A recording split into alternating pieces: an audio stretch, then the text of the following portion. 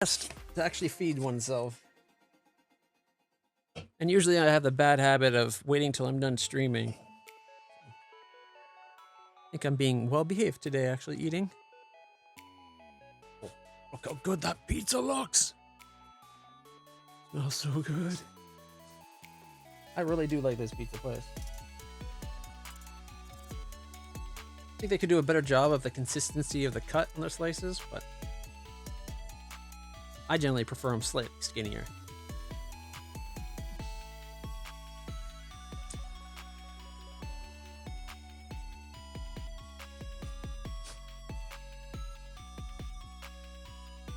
Alright, where's that dipping sauce?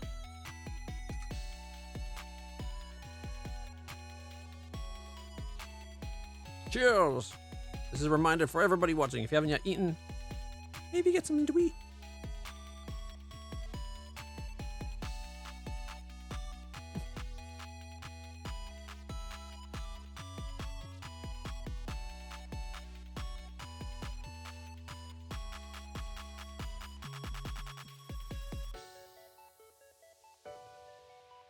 You know, sometimes when you haven't eaten for a while, you don't realize how hungry you are until you eat. Like, I ate like I normally do before my stream, and usually the whole time it's fine, but I don't know. Today I'm extra hungry, I guess. I'll blame walking the dog. That walk we took the dog at the middle of the stream.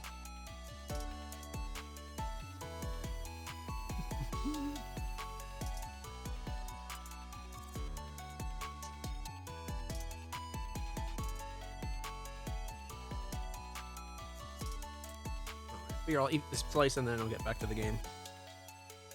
Unless you guys would like to switch games like we normally do halfway through the stream. I just didn't do it today. That's actually, I'm enjoying the new Chaos storyline though.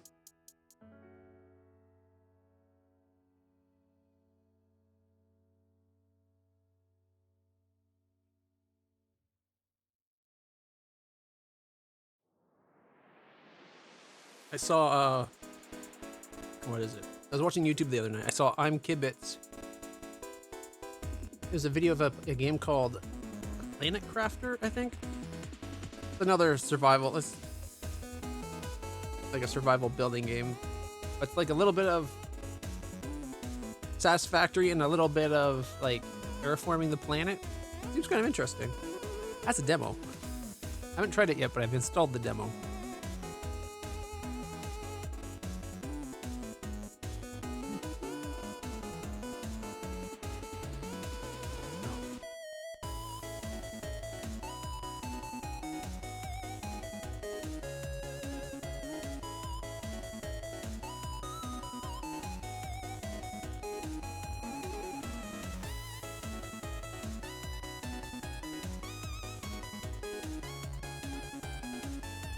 Now for my favorite part of the pizza.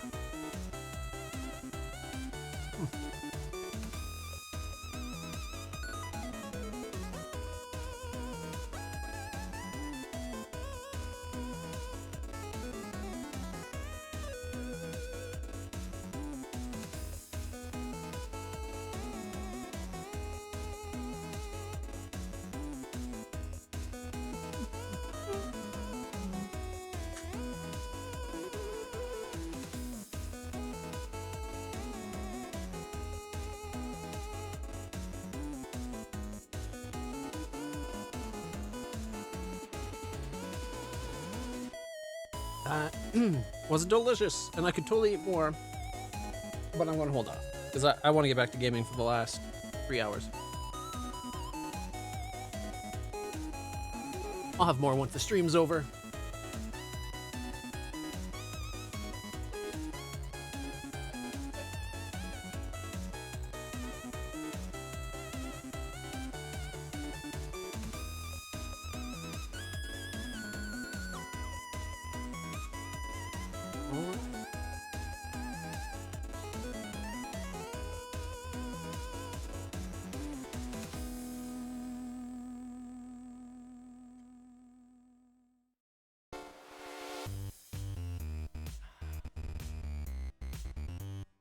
Okay. So the question is, do we keep playing Kingmaker? Or would you guys like to see something different? You've all been very quiet.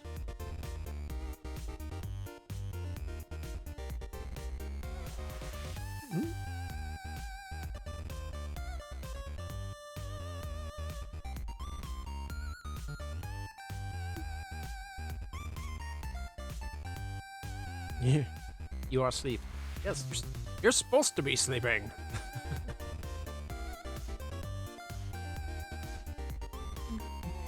This is that Planet Crafter game. Space survival, open world, terraforming crafting game. Terraform the ecosystem of a hostile planet to make it viable for humans.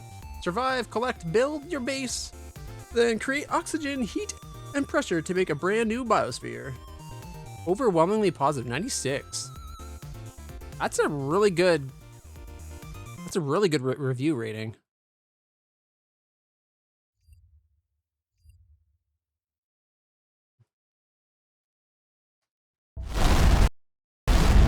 Even starts out like satisfactory.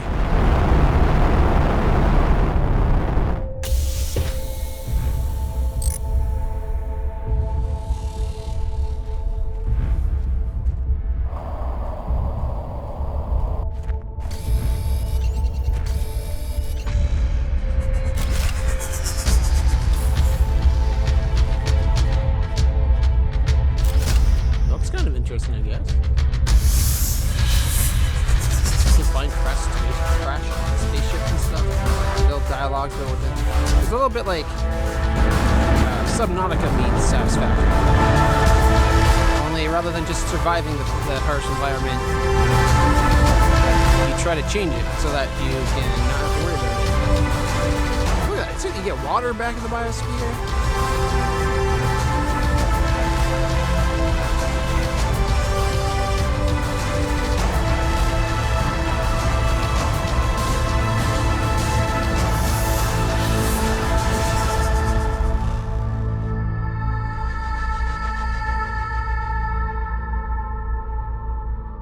Looks good. I got the demo downloaded. It's got a demo. It's $22, which isn't bad.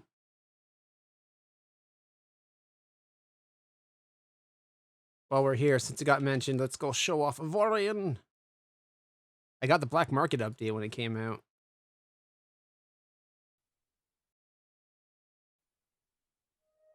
Ooh, look at all the different types of ships.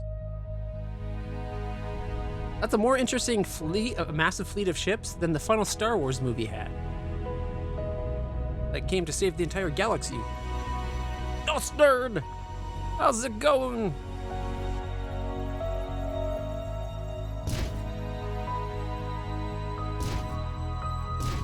We were just finishing up a supper break. Had a slice of pizza.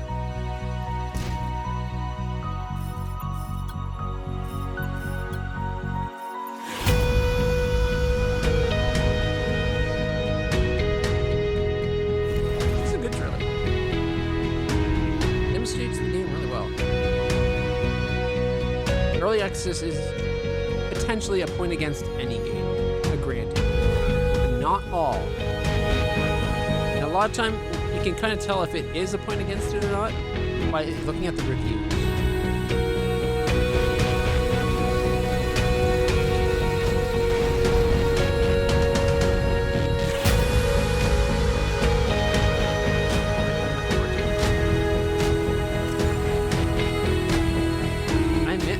I played the demo for My Time at Portia, and I played the demo for the new one, My Time at Sandrock.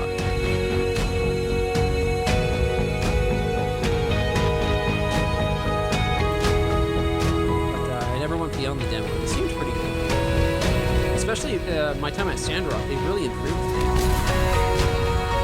Which is saying something, because the first game was good to begin with, so to be able to improve by a respectable margin something that was already...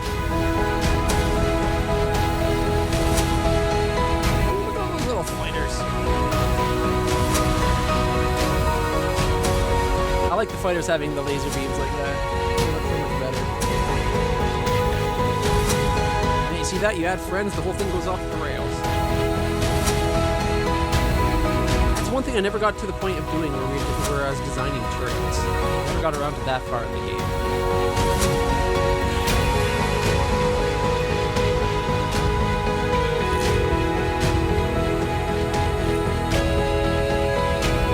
Haunted Chocolatier? I've never even heard of that. What's it about? I'll be checking it out. I just want to wait. Click on. Look at all those designs. There's more like even the ship that's kind of similar is still noticeably different. Like this one doesn't have the spikes up front.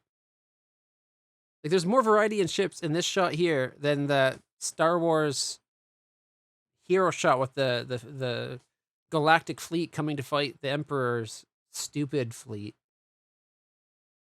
I still haven't seen the end of that movie. I fell asleep watching it twice now. And I normally never fall asleep during a movie. That's how I know the final Star Wars movie is shit.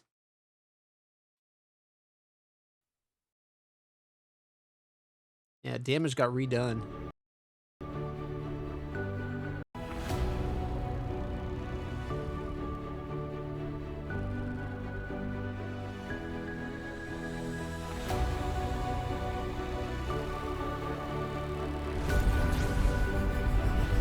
And also, X4's got a whole new...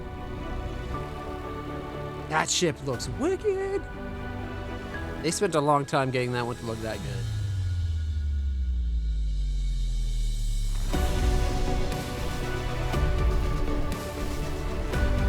Oh wait, okay. I think I know the game you're talking about, but I don't recognize the name. But is that the one that's kind of like Stardew Valley, but with like Hogwarts? I've done 204 hours of Avorion. All right, Haunted Chocolatier?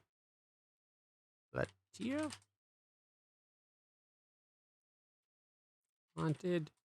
Oh, that's not how you spell haunted.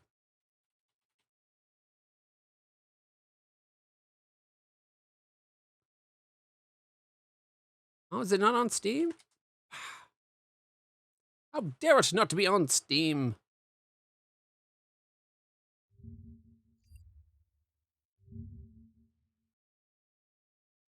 All right, Haunted Chocolatier.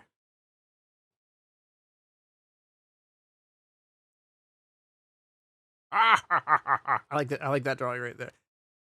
Cheeky little smile. Pissed off, sad, really happy.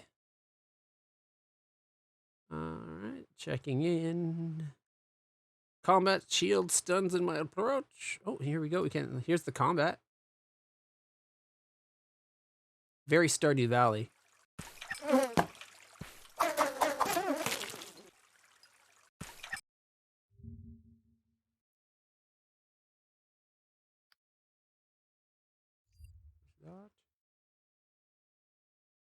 You may have noticed this from earlier footage, but there are shields in the game. Wow, imagine that. So this is announcing the game.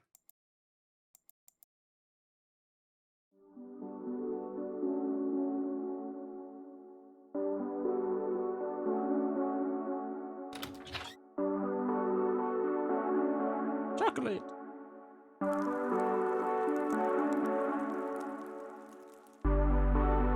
So instead of running a farm, you're like running a pastry place where you're a chocolatier?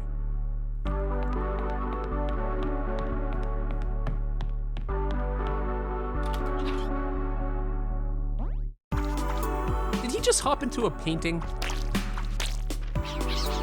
What is this, Super Mario? Or sorry, Mario 64?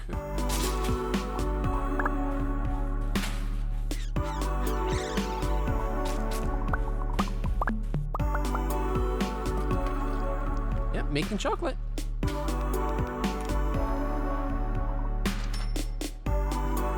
Oh, this is setting up the store for the different chocolates, and then people will come into your store. So it looks like it's Stardew Valley meets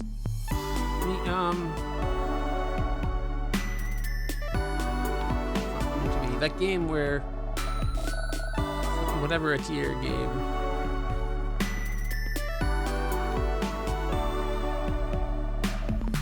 I think Maddie's avatar looks better than her picture here. Ooh, fancy looking hair. She's got pretty hair. Restateer. Yes, thank you. That's the one I was thinking of. So it's Stardew Valley meets Restateer. And you're doing, like, chocolates.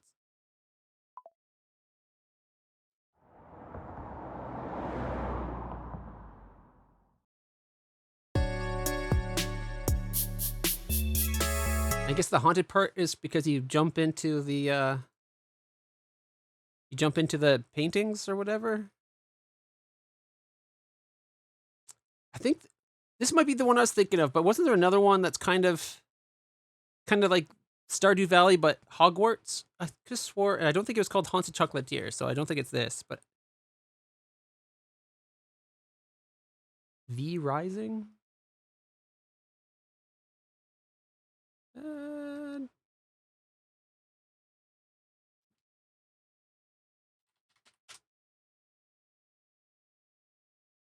V Rising. Awaken as a vampire, hunt for blood in nearby settlements to regain your strength and evade the scorching sun to survive. Raise your castle and thrive in an ever-changing open world full of mystery. Gain allies online and conquer the land of the living. That online part could be tricky depending on how it's done. But the concept sounds kind of neat. Rise from your deathless slumber. You are a vampire, a creature of the night. Explore the unknown. More like Legacy of Kain remaster. But yeah. Survive a world full of danger. Hide from the deadly sunlight. Why was the sun literally pointing at him? Rebuild That's kind of your rude. castle, piece by piece.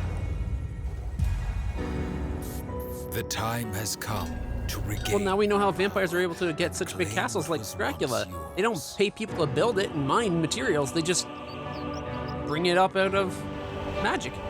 Gather your army of darkness and conquer every corner of the world. Stalk the night. Hunt for blood. Become terror itself. I don't like the feeding animation. He's like drawing the blood out. I'd rather it be like.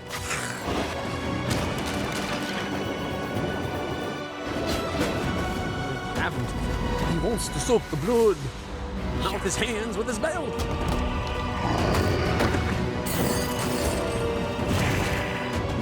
Looks interesting. Oh, that guy looks familiar. We've seen something just like that in that other game we played.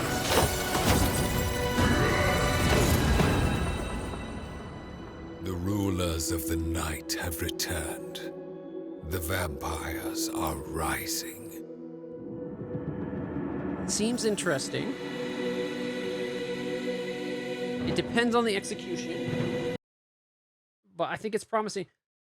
My problem with it is it's a minor thing because, like, the whole concept is you're a vampire coming back, and all the vampires are starting to do the thing, and you can group up with other vampires with their online PvE and PvP. I'm not a big fan of PvP personally, but it seems like vampires are always going to be bad for the people. I'd like the, and maybe they'll add this, the option of being a benevolent vampire. I want to be like an Alucard type. I'm a goody. Like, I feel bad when I kill people in video games when they're innocent. Feel nothing when they, they're not. So if they're the bad guy, who cares? It's a video game. But like, you know what I mean? Like, I'd like that way you could have different types of vampires. You could have good vampires that are like completely different class. Maybe they're not hurt by the sun. Having a daywalker, being able to get a daywalker class if you're good long enough type thing would be kind of cool. But then again, with a lot of online things, games, they kind of go the way of Star Wars. What was the first Star Wars online video game? Galaxy something? Star Wars Galaxies?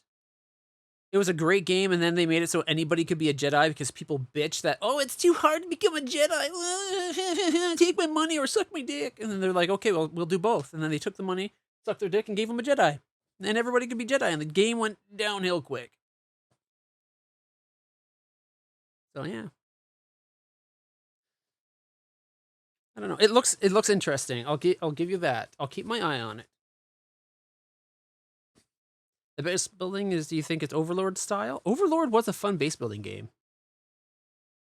Dracula Last Sanctuary. That one's probably one we have to Google and not Steam.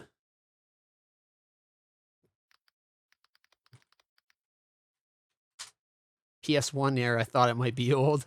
Dracula 2, The Last Sanctuary is a 2000s graphic adventure video game.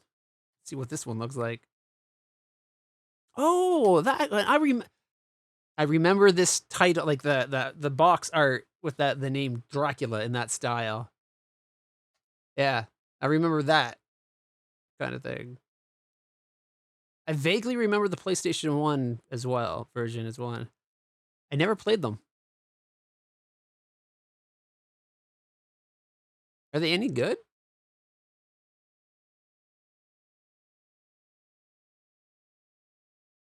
Considering how old the game is, that makes her pretty sexy for that era.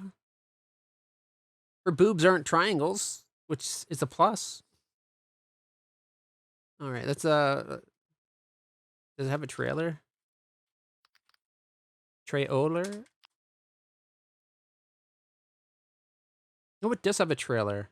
They both do, in fact. Let's open them both. Here we go. The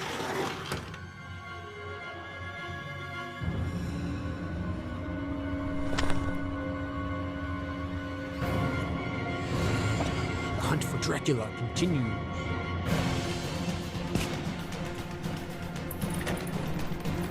$240p.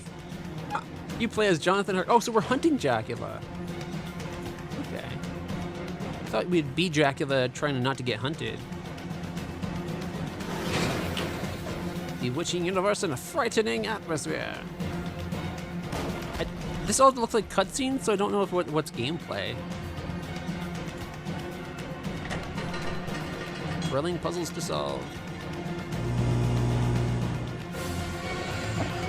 An adventure faithful to Bram Stoker's world. Last Sanctuary. It was on Mac? What? This must be for like a remake of it or something. Because there's even an iPhone and iPad. 2012. Yeah, this is a trailer of 2012. I was going to say, no way this is the original trailer if it's listing a game on Mac. Macs didn't have video games that early. Well, they did. Actually, one of the best video games was from back in the day. Marathon. It's what eventually, the people that made Marathon, eventually it became, I think Halo is what Marathon became. Here's the sequel trailer.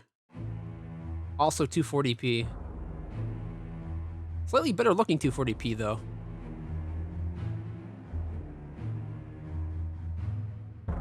I'm sorry. If you're a game company and you're re-releasing a game 10 years after its initial launch or 12 years after its initial launch, there's no reason that you couldn't have improved the original graphics of the trailer, even if you're using the same trailer.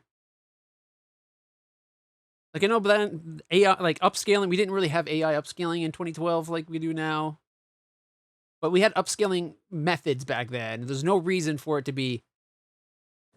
This could have been a 720p file, even if the original graphics weren't much better, just for it to be a cleaner this, you know?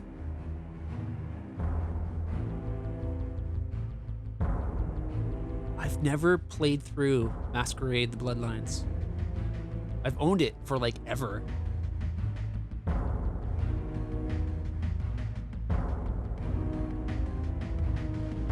This like shows no gameplay. This trailer's even more useless than the last one.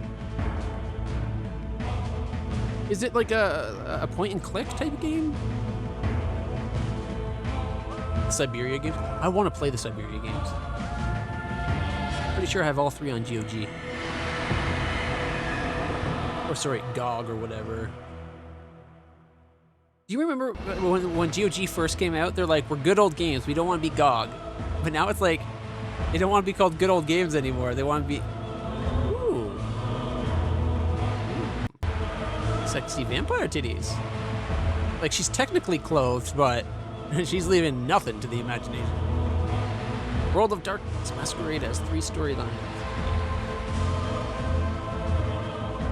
I know Bloodlines and Redemption. What's the third one?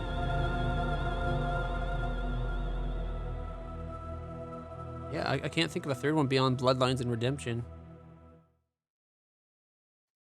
But I'm not a huge fan of the World of Darkness. I like it in concept. I've only ever played 1 session of the World of Darkness tabletop version, like the actual wannabe D&D Table of Darkness. I guess calling it the tabletop I shouldn't call it wannabe D&D. It's its own thing. It's a really good, but I've only ever played it once.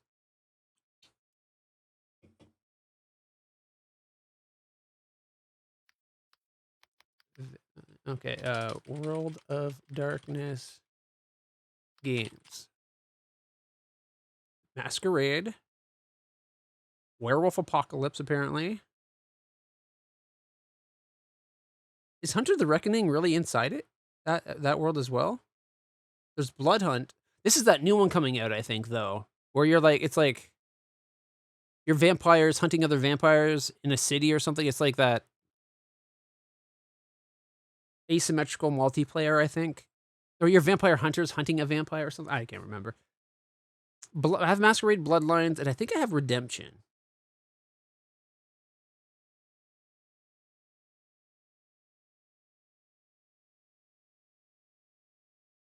Are all these really in that world?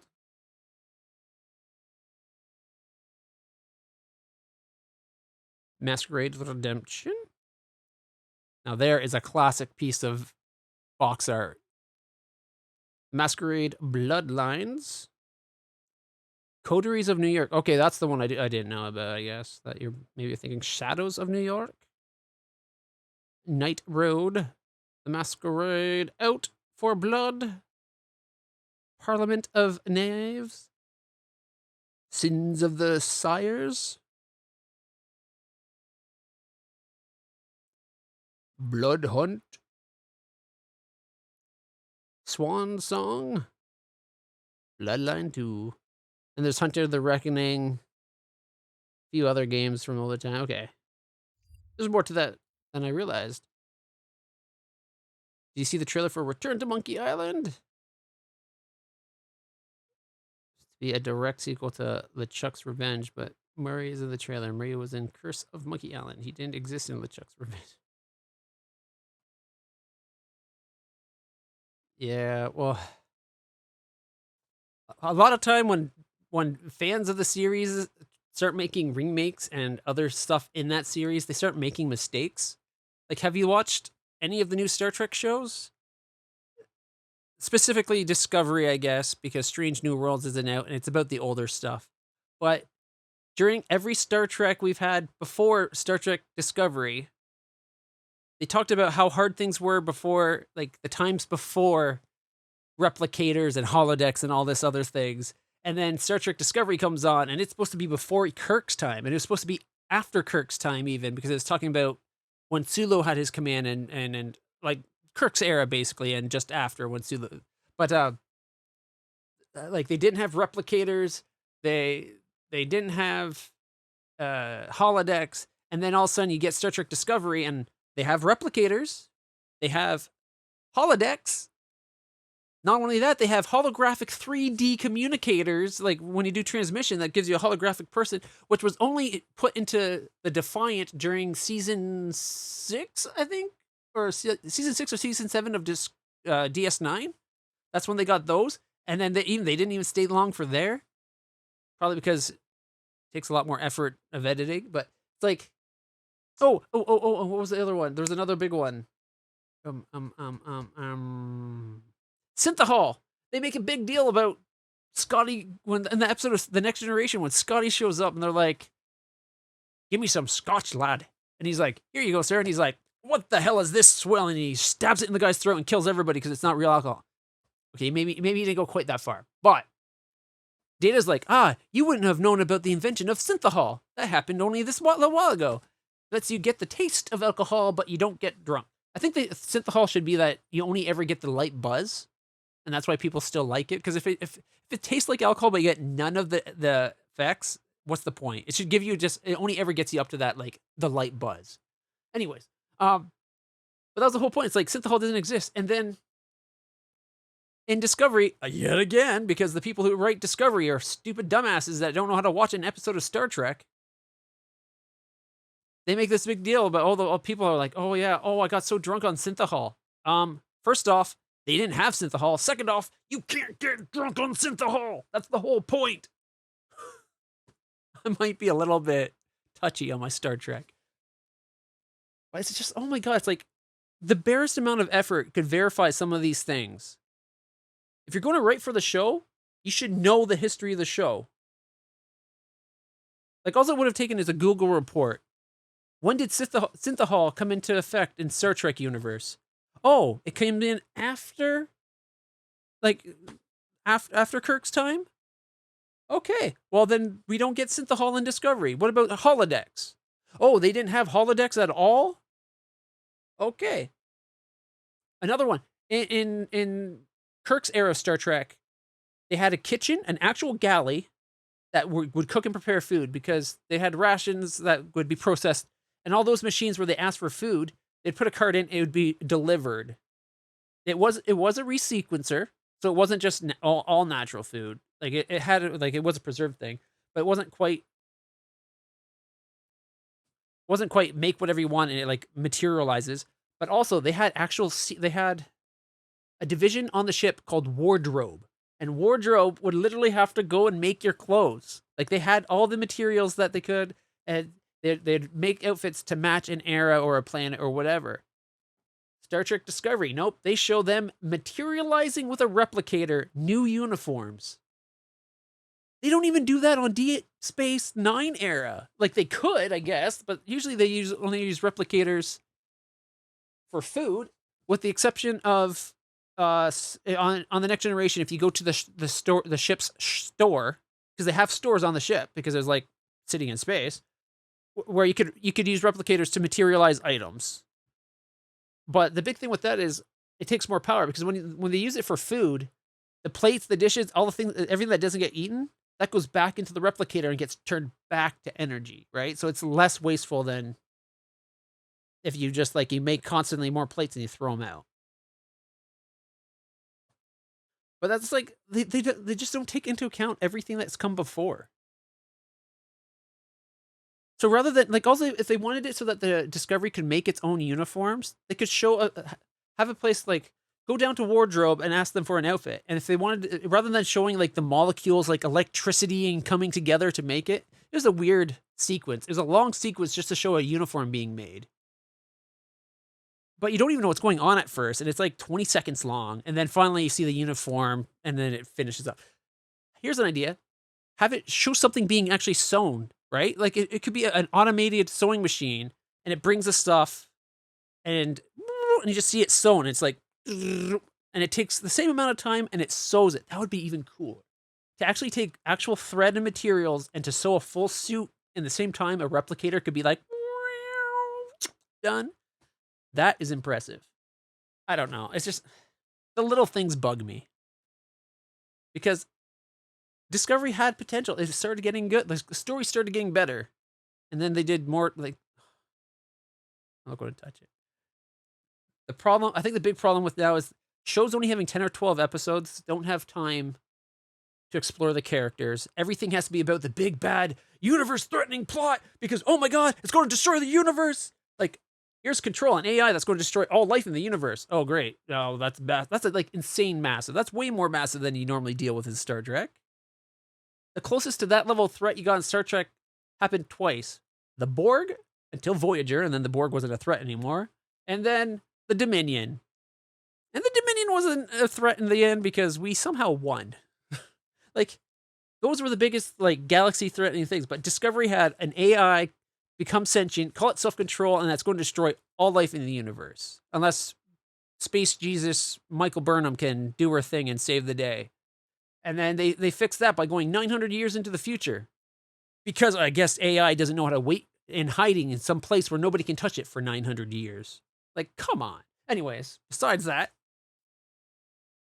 there's then the whole, like, once they're in the future, the latest season was this anomaly thing that was like multiple. It's basically like a black hole that was getting formed, but it was like multiple sectors. It was like multiple light years across. It was like an area of space 5 light years across, and anything inside it was getting destroyed. Like entire planets were being destroyed, and they had to go. Their big idea is like, we got to hunt down these aliens that did this because that's clearly an attack, and then we hunt them down and we attack them until they stop. It's like, people please. They make this technology so much more on a scale that you guys can't even fathom, and you think you can go fight them?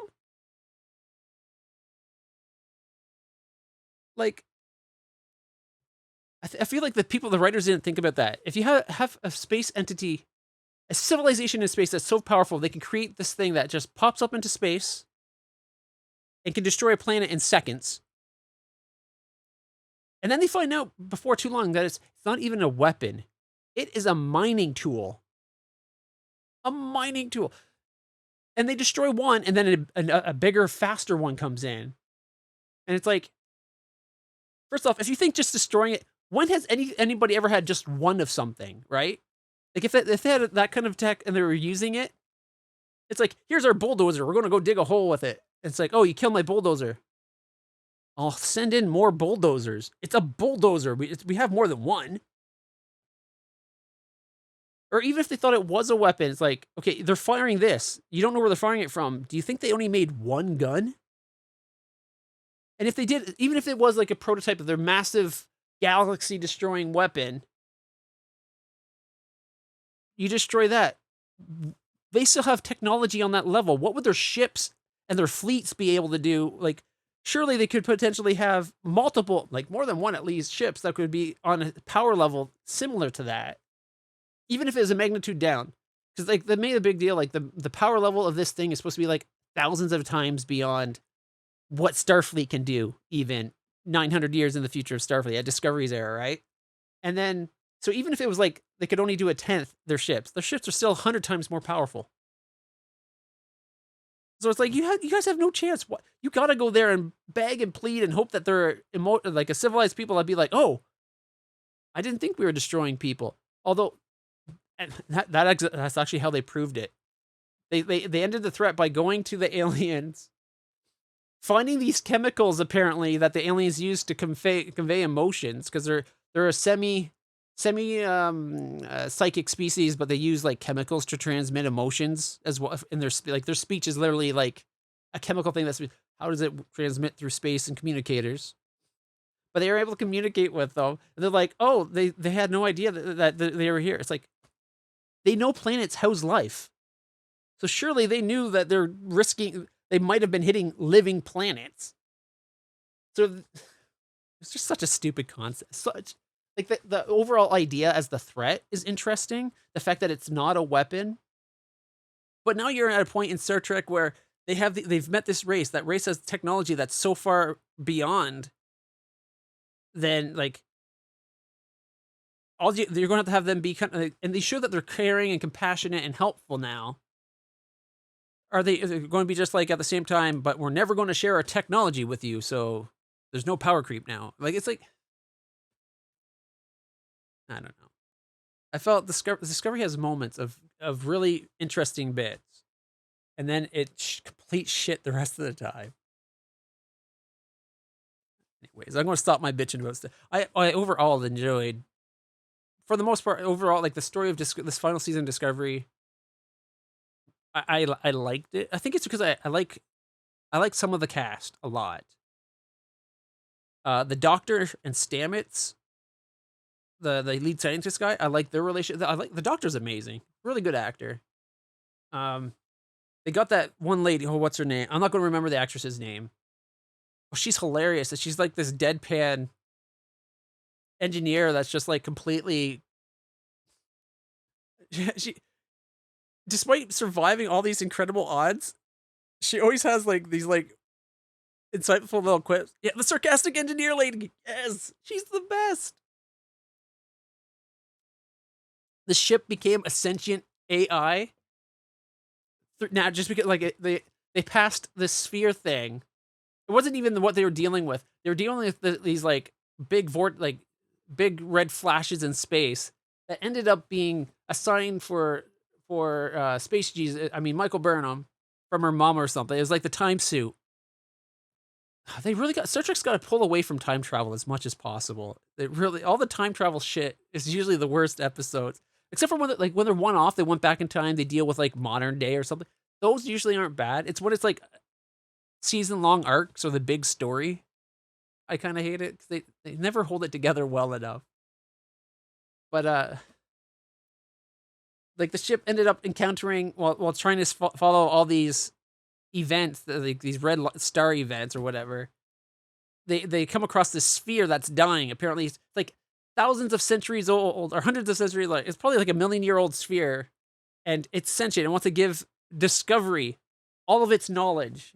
And somehow, because of that, it becomes sentient and it's its own character now on the ship. And it controls the ship completely. Like it's still the ship's computer, but the ship's computer is now a living character. That I thought was pretty well done. They did a good episode of whether they can trust it or not. There have been multiple smarter and more powerful species, even in DS9 TNG era, but they often had their area control or a type of foreign will, like the absolute justice aliens with Picard. Yeah, that's kind of my point. Like when older Star Trek touched on those things, it wasn't to a scale like we're actively doing things that's destroying part of space. They normally was like kept out of distance because of some kind of agreement they made, like those black, I think it was the Cheliac. I'm trying to remember the name of it. It was in Star Trek: The Next Generation. They meet one of the ships and they're like, "This is our planet now. Based on our rules, you can't have a colony here. You have to move it," and blah blah blah. And then they stop talking. And the people kind of look like I think of them always as kind of like that creature, the oily, slick creature. Except for I think it was like they had like a black glittery cloth draped over the person. You couldn't really tell what the shape of the person was, and that's why I think of them like that. But it's like this advanced species. Like the Federation knows of them. They have a peace accord, and the accord is, you stay out of our way, and we'll leave you alone. Like that. That's the peace. They don't have a lot of space. They're off on the one side, and it's like, you've agreed to stay off our planets, and as long as you're off our planets, we'll leave Starfleet alone. And I think they make a point of like, the Enterprise wouldn't have been able to handle that one ship. Even though the Enterprise at the time was supposed to be like the biggest, greatest Starfleet vessel, right? So it's like, they didn't have a chance. If it went to war, those people would decimate them. And I think there's another, like, there's the people that are like the crazy smart people that bring them across space, and that, like, they usually have a reason why they don't interfere.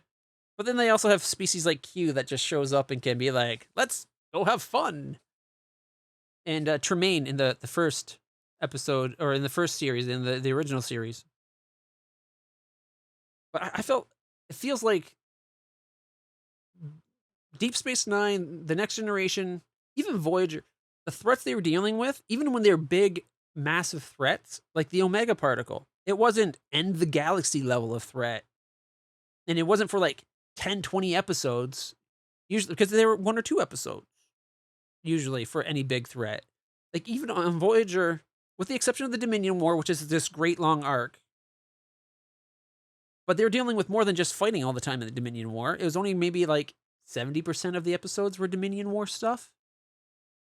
So you had those other 5 or 6 episodes every season following a character. Like some of the best Deep Space Nine during the Dominion War even was like after Nog loses his leg and he goes and lives on the holodeck, or the holosuite. That was one of the best series, like the best episode or two. I think it was like 2 episodes. It was 1 episode just that, and I think there was an episode before and after related to it. But a lot of the stuff was just like Vix on the holosuite were some of the best episodes. I'm really looking forward to the new season of Orville, because Orville has, now that Orville's pulling away from the Family Guy comedy, like Seth MacFarlane comedy bullshit, and they're embracing that they're a Star Trek type thing more and more, they're doing really, really good. So I'm really looking forward to the new season of Orville. I haven't seen it yet, and I probably won't until it's on Disney Plus. They only have the first 2 seasons right now. But Strange New Worlds, I'm very hopeful for. it looks like they're doing a better job of portraying, like, first off, the guy that plays Pike, his bits, like that season of Discovery with Pike on there, Pike stole the show. That guy was amazing.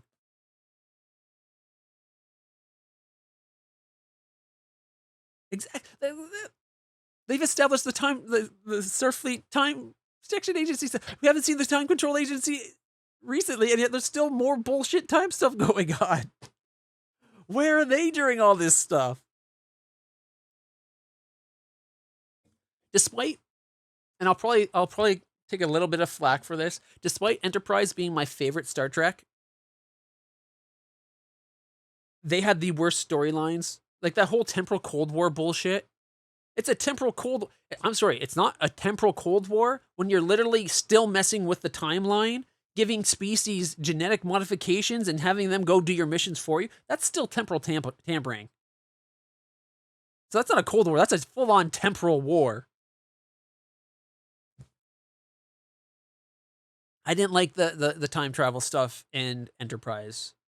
I thought it was a contrived reason to go on. Like, if you want to explore the era of Jonathan Archer and the first Starship Enterprise, that's great. First off, the design of the Enterprise, that Enterprise is my favorite design of a ship. It is sexy AF. It looks realistic, well, as realistic as you can, sticking to the visual design language that is Star Trek, like the saucer section and everything. I like the whole catamaran design with the tunus, like that parts with the way, just the whole design of the ship. It looks great. It's like an inverted Akira, first off, and the Akira class is probably my second favorite ship. So it's hard to go wrong with it. I didn't love the alternate color. They made it more of like a brass or a bronzy brass color or whatever. Didn't love that. But then you saw it again. We saw it later as the Columbia. Oh, looks so good in actual Enterprise color, like actual Starfleet Hull colors. The only thing I don't agree with is they quickly made it where the NX-01 refit, and they gave it that engineering like subsection, that like the sub hull or whatever, like to make it look more like Enterprise A. It's like, come on, why do that? Have another ship in the line be that step. So there's a step between NX-01 Enterprise and then NCC-1701 Enterprise, right? You could have one more ship between them where it's the first ship with that kind of hull. Make it look kind of clunky and have that design. And then you get the Constitution, which is like, we took that weird looking sub hull with a saucer and then we made it kind of nice. And here's the Constitution class. And this one's going to be another Enterprise. Because then you could be like, we haven't had an Enterprise for a while since Archer stopped flying around in the NX-01 and we had to mothball it and we turned it into a museum around Earth dock. Okay, well, let's finally have a new Enterprise. Because then gives you that period of like between Enterprise and Kirk's era. There's a long time. You didn't need to jump to immediately having a ship. I think it was something like 100 years at that point, wasn't it? Or was it only 80 years? Either way, it feels like there should have been one more ship between NX-01 and the NCC-1701. But besides that, again, my favorite Enterprise. I feel like if they didn't do the Cold War, they could have still done the storyline with the Xindi. Have the Xindi be a warlike race that's being driven by something, and that's why they're attacking us. You could even have it that it was a temporal anomaly that drove them to attack us. But don't have it being an ongoing temporal thing. Have it being, it's happened, and now they're trying to correct it without further diluting the timeline. Because you could even come up with a line like, there's been a lot of weird time travel across these couple hundred years. It's destabilized space-time, so we can't really just come in and change it back to normal because that'll cause more and more damage. Big changes are like little rips in the timeline, and it starts hurting space-time. So you got to do like little nudges, and that could be why the guy's living there, getting like it could be even like he's a human from our era, like the temporal agent guy. Have it be where he was a human from this era that was recruited because he was in the right places enough where he could, or him doing like he wouldn't have if he wasn't the agent and helped. But he was in the right place where if he did, it'd be just a little nudge and not a big like replace, like cut and paste on the timeline. It'd just be like little nudges. I think that would have been more interesting because that would also kind of fit to that Voyager episode where Chakotay's on that temporal ship and they you do something here, and then you watch the flow, and he's like, time wants to flow a certain way, and it always tries to come back. So it kind of be like that. Like, you don't want to do the big events. It's the little things that do have the best outcomes because it nudges it the way you want. Because like in that episode, the whole thing was every time he took a planet out or he took this out, it never got what he wanted, and it was always a big change and had big consequence. It wasn't until he removed the time ship itself that he got what he wanted. And that's because it was a small nudge, and all it does was it prevented all the killing, like ripping apart of space time. Like, I think that would have been more interesting. Plus, that kind of ties in. Like they've established that warp drive through space hurts the space time, right? So why not have it that time travel messes up the space time, and the amount of damage could be dependent on the type of time travel, and the size of the change. Plus, using that could be why Q keeps doing these big snap his fingers, massive changes in time, right? Like he caused that one thing at the end of the Next Generation where it had the past, present, and future, where they all scanned the one spot, created a temporal anomaly that grew bigger going backwards in time, and all of a sudden mankind never formed because the amino acids like started aging backwards or some odd shit.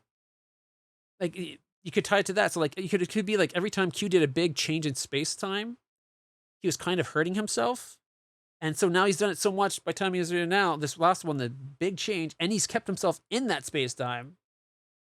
That's probably now, like, that could be why he's finally dying.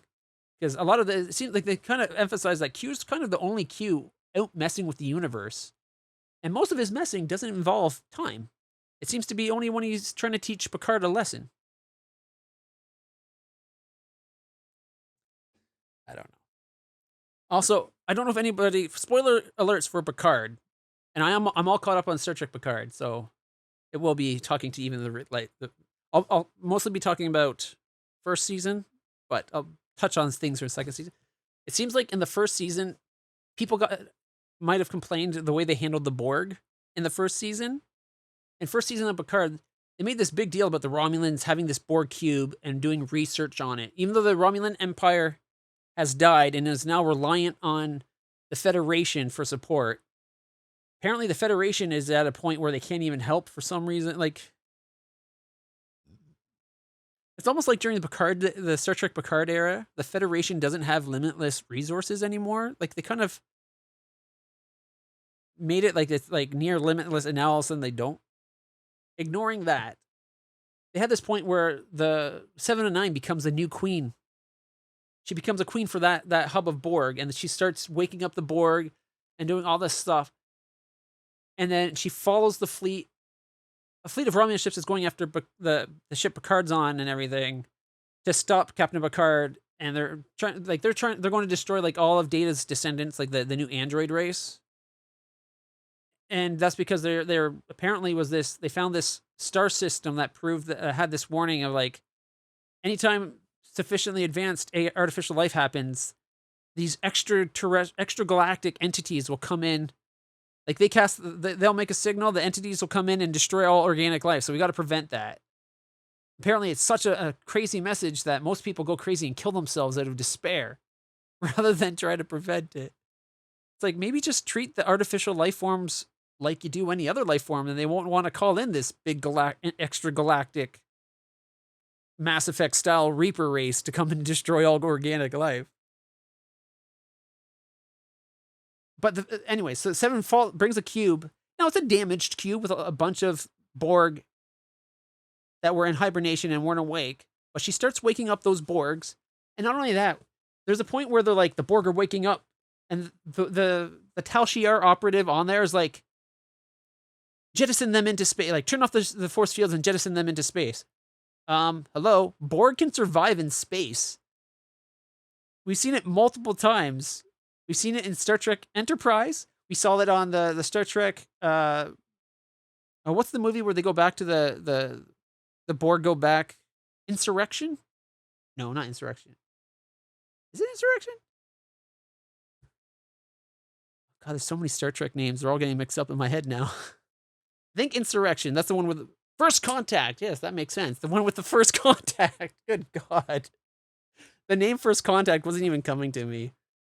Insurrection's the Briar Patch, and Nemesis is the one with the Romulan Picard clone. Right. Okay. So yes, First Contact. When they go back in time, there, right? Like, there's parts when the Borg are on the outside of the ship, and Worf goes out in a suit and they start shooting him on that, and Worf gets like a grazing shot to the leg, and he ends up tying it off so that he's not losing air, I think. Or at least I remember something like that. Maybe that was in the Enterprise. But even in the Star Trek Enterprise 1, it goes back, like, the Borg, and these are, like, hundreds of years later, after being frozen for 100 years, a few Borg nanites got out and infected people, and they started making a Borg ship and trying to go towards the Borg. And it's like, even at that point, they went out and fought the Borg on the hull of the Enterprise. And I think they end up ejecting the deflector dish or the panel they're on or something. And destroy, like, the Borg can walk in space. They're cybernetic. They're fully like, their nanites will keep them either they don't need oxygen at all, because I could see their shields being able to keep a pocket of air around them. Two, the nanites could probably just repair any damage that happens, or just keep them warm so they don't think, like, you know what I mean? Like, they could probably, like, their mouth, like, seals off so they don't have to worry about, like, all their orifices could get temporarily sealed from the nanites. Any reason they could stand it, but they established that the Borg can walk in space. So jettisoning them in space should do nothing, really. Plus, Seven could just use the ship that she now took over as a new Borg queen to just teleport them back onto the ship. The Borg's got teleporters. Surely a Borg cube that she's now taking over has teleporters, right?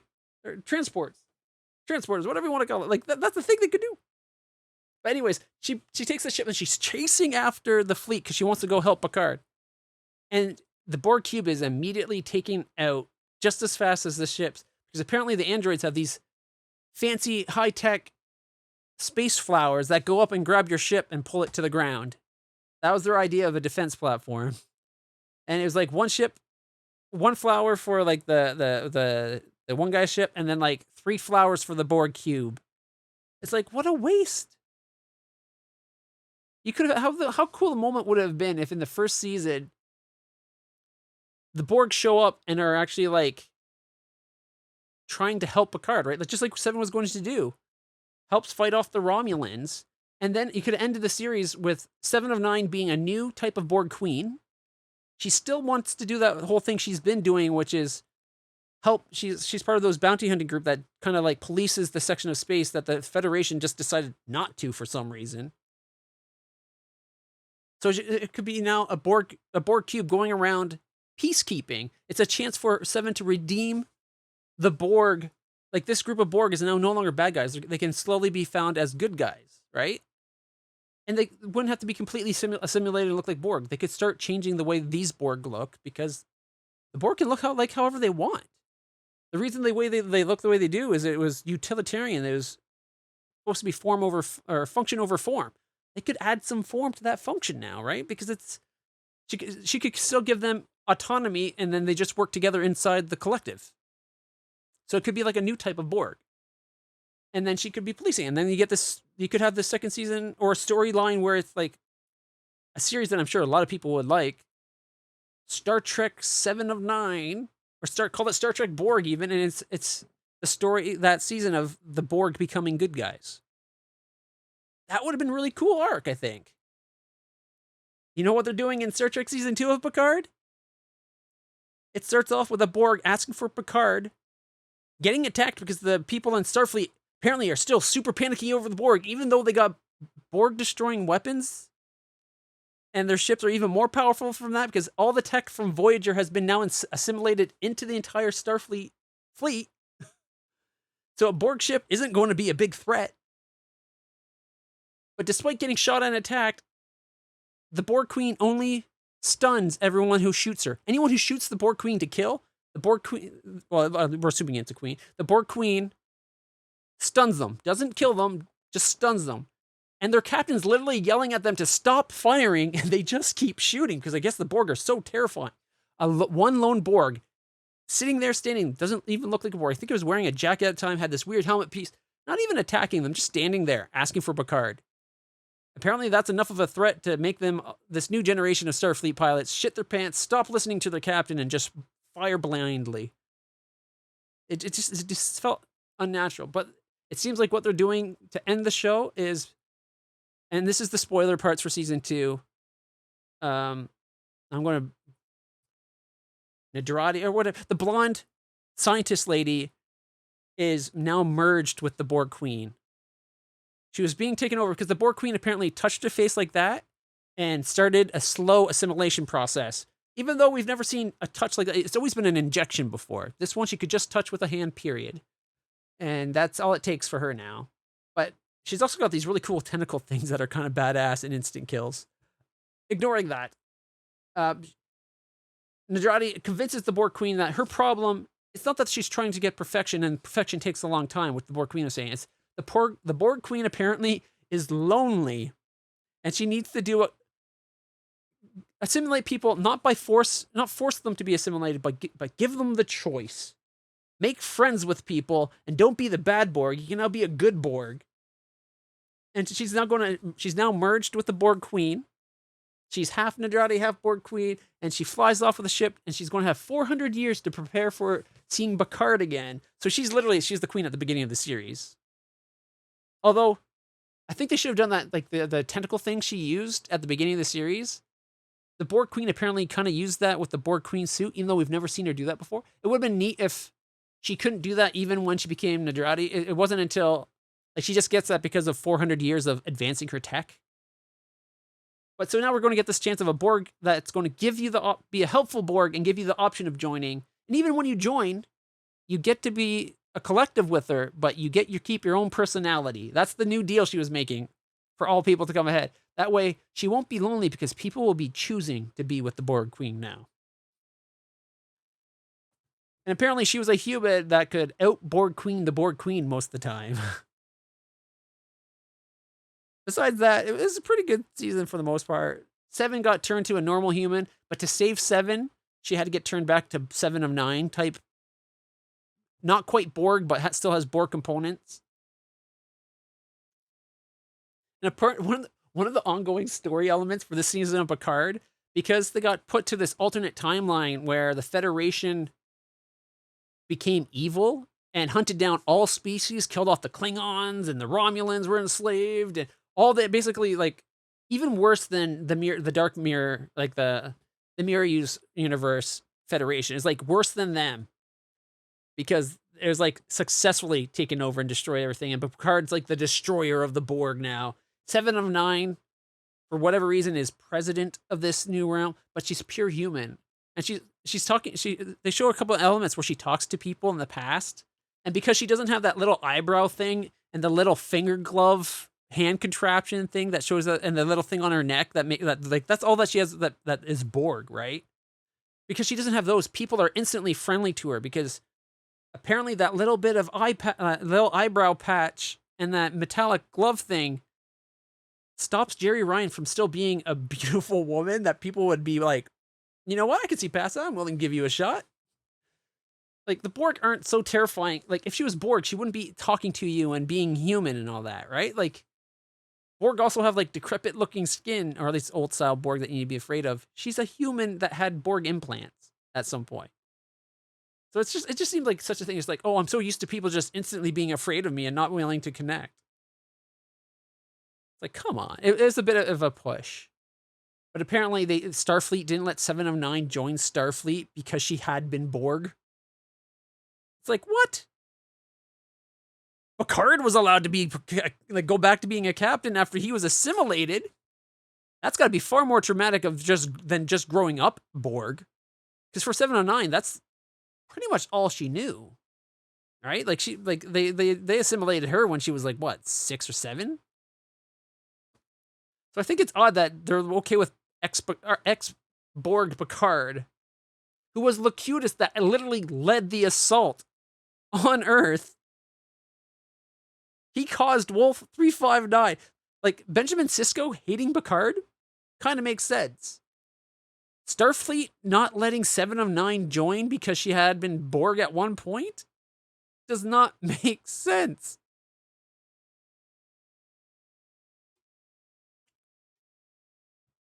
Other than that, I've actually been enjoying Star Trek Borg or Picard.